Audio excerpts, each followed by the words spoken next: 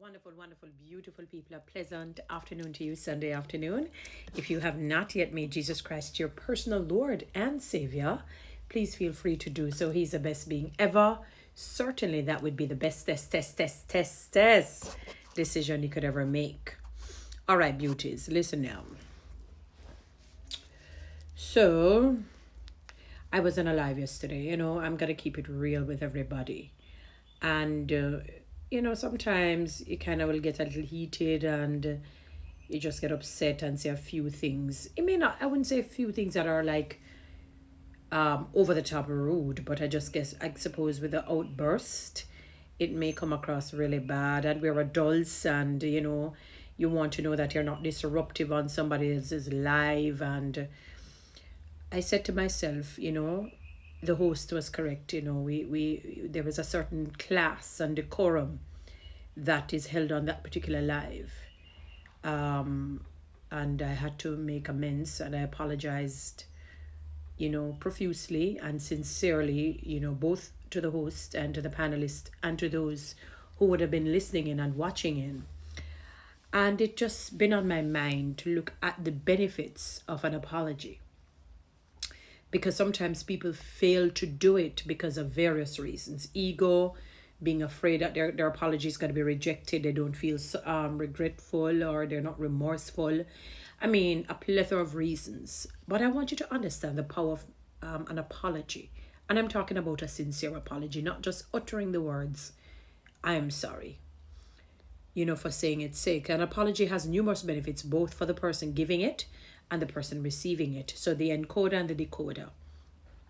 Here are some key advantages to an apology. It restores relationships. So apologizing helps mend broken relationships by acknowledging mistakes and showing a willingness to make things right. Two, it builds trust and respect. A sincere apology demonstrates accountability and humility, hopefully. Strengthening, well, I say sincere, strengthening trust between individuals, between people. Promotes emotional healing, yes. For both parties, an apology can provide emotional relief, reducing resentment, guilt, and lingering negative emotions. There are people who have done me wrong. And it doesn't matter how Christian or non-Christian you are. It doesn't matter if you have God in the morning, God in the evening, God at night. There is a release that the apology gives you.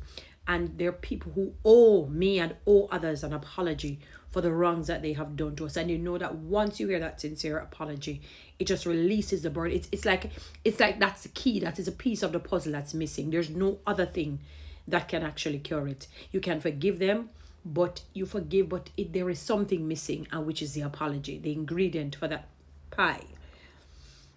It encourages forgiveness, yes. When somebody realizes that you're an apologetic person, it tells that your heart is made of flesh and not of stone, and that you're pliable, and that you can, be a transformed agent for the better, and that you're a decent human being, a human being with feelings, and they're in touch with the emotions of others, and you're not malevolent, you're not vitriolic, you're not evil, you're not wicked. There's nothing malicious about your heart when you're a sincere when you apologize sincerely. Let me say it this way: a genuine apology makes it easier for the other person to forgive. It does. It makes it easier. That's how we're created, helping both move forward without holding grudges. It does. Prevents escalation of conflict. Of course, a soft answer turns away wrath, but grievous words stores up anger. It demonstrates emotional immaturity, what you may even call emotional intelligence and self-control. Taking responsibility for one's action shows emotional intelligence and personal growth. It strengthens communication. I now realize that you're really a human being. I mean, I know you are, but you're really a human being. My senses are now feeling that humanness to you. So apologizing opens the door for honest conversations, vulnerability to an extent, leading to better understanding and healthier interactions. It sets a positive example. So when you apologize, especially in leadership, so when you're a leader and you apologize, or parenting roles, I mean, those are leadership roles. You set an example for others to take responsibility for your actions. So parents, if you find that your children do not take responsibility, check when you have wronged them, if you have apologized when you're called out. And I'm not saying they should disrespect you, but they will call you out, and you may not necessarily respond appropriately.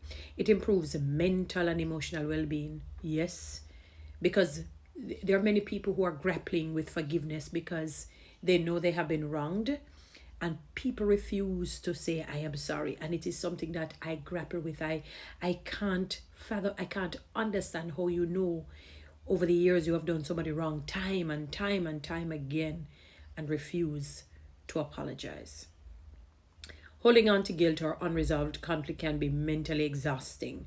Apologizing helps relieve stress and guilt, leading to inner peace. It does. And some people are not at peace because you're refusing to apologize. You're rather to feel the pain of the guilt and being culpable than to say, let me release it. Let me just be at peace and say I'm sorry. Let me just do it. And it's pride, it's ego. Well, you are actually cutting down the years quicker than how long you really should be here, and even your youthfulness. That's not on the and acknowledging a mistake, sorry, aligns with strong moral and ethical values.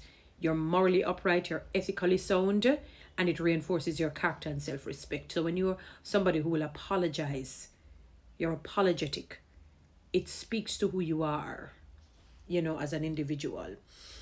You may want to know how to really apologize. Let me give you a few tips, that I had to research, so that it can help people restore and mend broken relationships. So, your mistake, clearly state what you did wrong. State it, yes. It is not about feeding the ego of the person, but they need to know that you're acknowledging what you've done without making excuses. So you say, I did this and I was wrong, full stop. Example, I realized that I hurt you when I spoke harshly yesterday. That's acknowledging it. You take full responsibility. Avoid blaming others or justifying your actions. Example, I was wrong to react that way. It was my mistake. Full stop. Nothing more. Express genuine regret. Show that you truly feel sorry for what happened.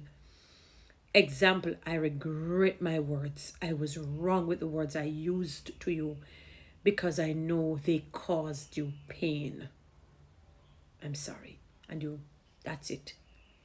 You make amends if possible. Some situations you can't because the people they're bitter towards you, they have hate towards you.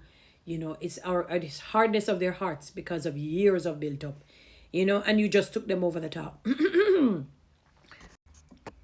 So you offer to correct the mistake or take action to repair the damage. So you're going to try and say, what can I do? Whatever, if it's a slander, you spoke truth but with evil intent, you find a way of, I don't know how to tell you, or gossip, you told a lie, you go and tell, you publicly say that what you did was wrong. Yeah, you have to take the beating. You have to take the beating. Sorry. Example, I want to make it up to you. What can I do to fix it? And I'm sincere about this.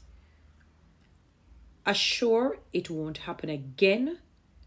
We're not perfect human beings. You may slip, but you catch yourself up, especially in the area of anger and getting, really upset.